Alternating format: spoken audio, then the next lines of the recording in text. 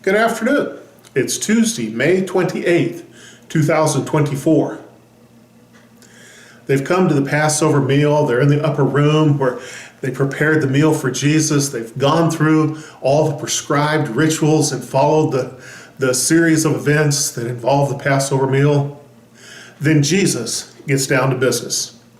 In Mark chapter 14, verses 17 to 21, and I'm reading from the New Living Translation, second edition.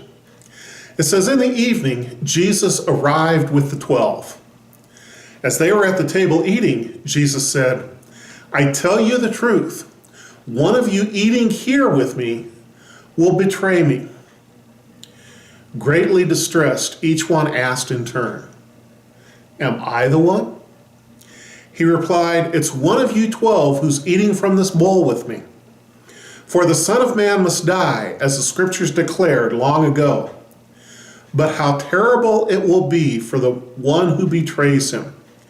It would be far better for that man if he had never been born.'" They're eating their meal. They're going through the motions that they're familiar with. They're sharing together.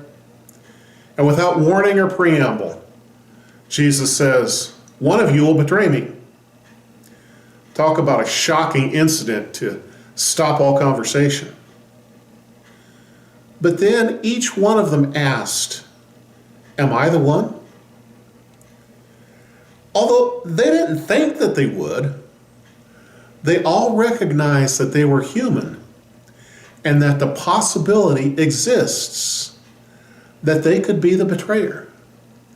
They looked within their own hearts and recognized that I could be, it could be me. Can we see ourselves capable of such a moral lapse? Am I the one? I can't tell you how many times I've talked to people, Christians, who've fallen into some kind of grievous sin that's cost them their marriage or their home. And they said, "I never saw it happening to me. It just snuck up on me." Am I the one? Honesty with ourselves and honesty with God demands that we recognize that we are capable of falling into sin, that we are capable of falling into betrayal. We may want to be strong, but as human beings, we have an almost infinite capacity for weakness. He replied, "It's one of you 12. He said, "I must die." The Scripture makes that plain. But how terrible for the one who betrays me. It was better if he had never been born, if he had never existed, than to come up to that kind of betrayal. And every one of them thought, "Am I the one?" Recognizing that it was possible it could be them. The answer to that question is, am I the one? The best you can say is, not today. I'll not betray today. The disciples recognized that they weren't so sure of themselves. And they're honestly recognizing that it might be them. Am I the one? And all that time, Jesus knew exactly who would betray him. But he wanted all of them to ask that question. Am I the one? What about you?